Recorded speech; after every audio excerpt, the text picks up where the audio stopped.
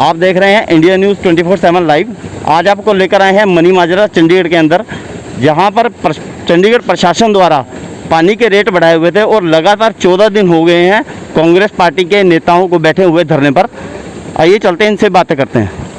Madam, ये जो धरना लगा हुआ है 14 दिन से, आज 14वां दिन है, तो उसके बारे में बताइए। मतलब सरकार सुनना नहीं चाहती है या सरकार के कानों तक आवाज़ नहीं पहुंच रही है?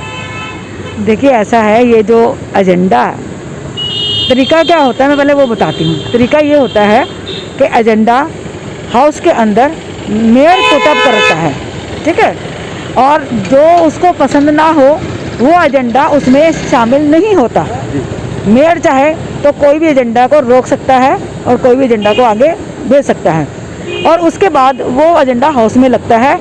और ऐसा भी होता है कि काउंसलर्स की पहले प्री हाउस मीटिंग होती है, जिसके अंदर एजेंडा आपस में डिस्कस कर लेते हैं कि क्या लगाना है क्या नहीं। अगर कोई जनविरोधी है तो उसके ऊपर चर्चा भी की जा सकती है। तो ऐसा होता है, ये प्रैक्टिस चलती आ रही है।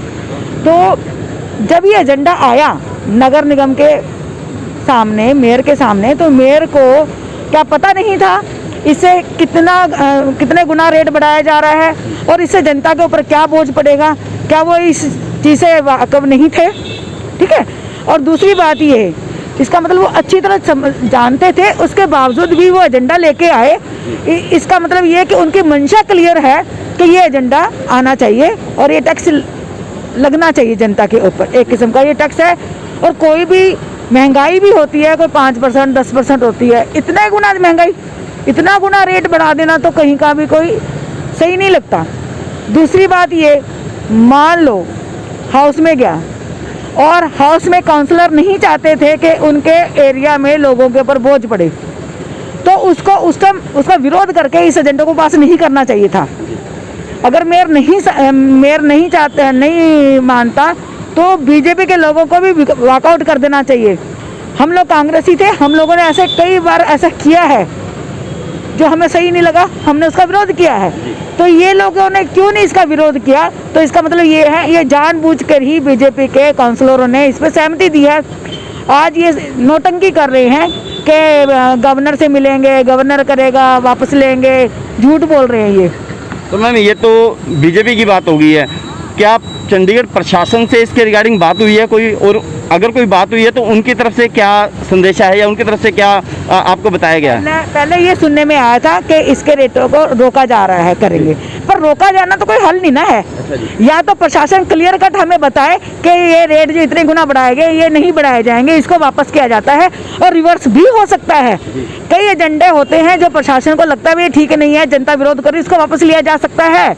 ऐसा कुछ नहीं है, नगर निगम ने पास भी कर दिया तो हाउस में से आ गया है, तो जो हमारे लोकल बॉडी सेक्रेटरी होता है वो उसको रोक सकता है, या दोबारा रिकंसिडर करने के लिए हाउस के पास वापस भेज दे, हाउस वहाँ से रिजेक्ट कर दे।